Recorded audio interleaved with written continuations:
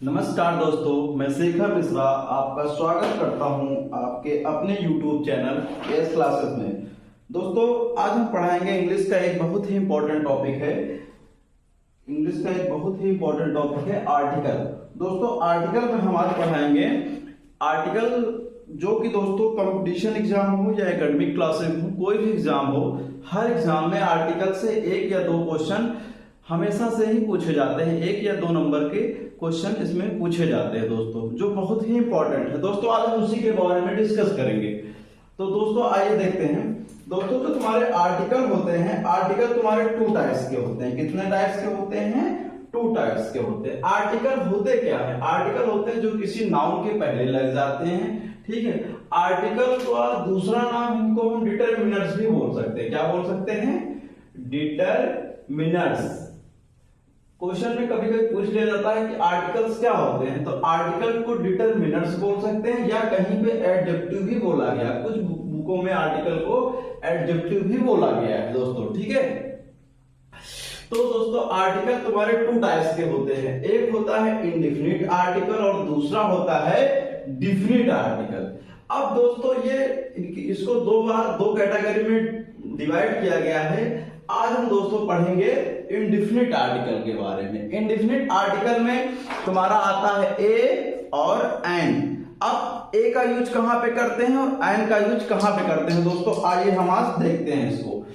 दोस्तों, जैसा कि पता है, ए का हो या एन का, दोनों का प्रयोग हम एक के अर्थ में करते हैं। किसके अर्थ में करते हैं? एक के अर्थ में। और दोस्तों, छोटी क्लासों में सब बच्चे, लगभग सब लोगों को ये पता होता है कि ए का यूज हम लोग ये छोटी क्लासों में पढ़ते हैं और एन का यूज वहां पे करते हैं जहां पे कोई भी स्पेलिंग वावेल से स्टार्ट हो रही हो, तो वहां पे हम एन का यूज करते हैं, ठीक है दोस्तों। लेकिन हम आज एक बहुत ही छोटी चीज बताएंगे जो कभी भी, अच्छा दोस्तों, बात ये है कि ये जो तुम्हारा बताया है ए और एन का यूज इंग्लिश में वावेल और कॉन्सोनेंट के अकॉर्डिंग, इसमें से तुम्हारे क्वेश्चन गलत हो जाते हैं दोस्तों। तो आज हम इसी को थोड़ा सा बताएंगे। यूज ऑफ एन या ए, इसका प्रयोग हम एक के अर्थ में करते हैं। किसके अर्थ में? एक के अर्थ में करते हैं, ठीक है दोस्तों। और एक के अर्थ में तो करते हैं, जैसे कोई भी स्पेलिंग हो गई, लायन, ठीक है, एक लायन। अब यहां पे कब करेंगे? देखो, ये लायन में एल तुम्हारा है, एल किससे स्टार्ट हो रहा है? कॉन्सोनेंट से। किससे? कॉन्सोनेंट से। दोस्तों, यहां पे इंग्लिश का तो रूल हम वावेल और कॉन्सोनेंट देखेंगे ही, लेकिन हिंदी का ज्यादा सही माना गया है। उससे कभी भी क्वेश्चन गलत नहीं होगा। इंग्लिश में अगर वावेल और कॉन्सोनेंट देखेंगे तो स्पेलिंग गलत हो जाएगी दोस्तों। इसी प्रकार तुम्हारा होता है यूज ऑफ एन। अब एन का यूज भी हम एक के अर्थ में करते हैं। किसके अर्थ में? एक के अर्थ में करते हैं, ठीक है।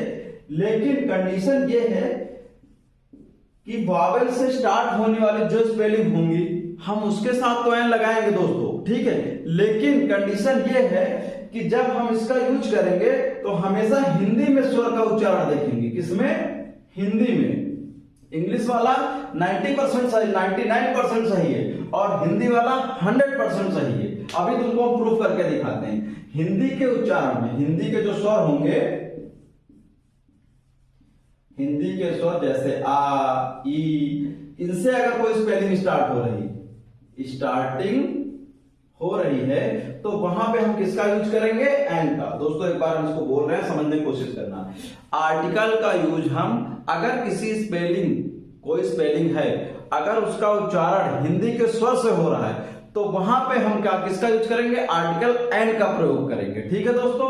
अब यहां पे जैसे हम बता दें आर्टिकल एन, चलो ठीक है, एन का एन एप्पल कर दिया।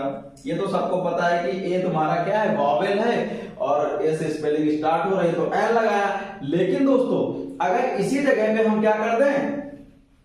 इसी जगह पे हम कर दें ऑनेस्ट। क्या कर दें? ऑनेस्ट।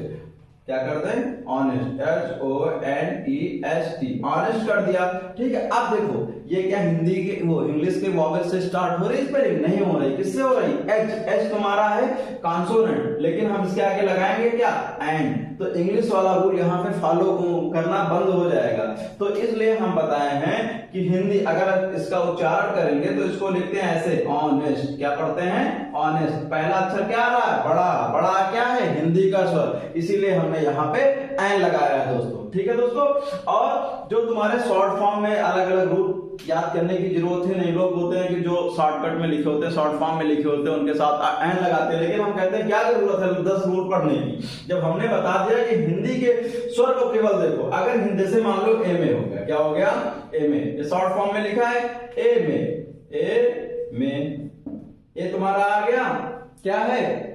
स्वर है, तो इसके आगे क्या लगेगा? एन लगेगा। कोई भी हो गया, मान लो एमपी, क्या हो गया? एमपी, ए आ गया, एन लगेगा। दोस्तों यही था तुम्हारा आर्टिकल का बहुत छोटा टॉपिक था। अब अगली नेक्स्ट क्लास में हम दोस्तों पढ़ाएंगे डिफिनिट आर्टिकल के बारे में, आर्टिकल दा का। दोस्तों अगर क्लास समझ में आ रही है तो हमारे चैनल को सब्सक्राइब करें, दोस्तों में शेयर करें। धन्यवाद दोस्तों।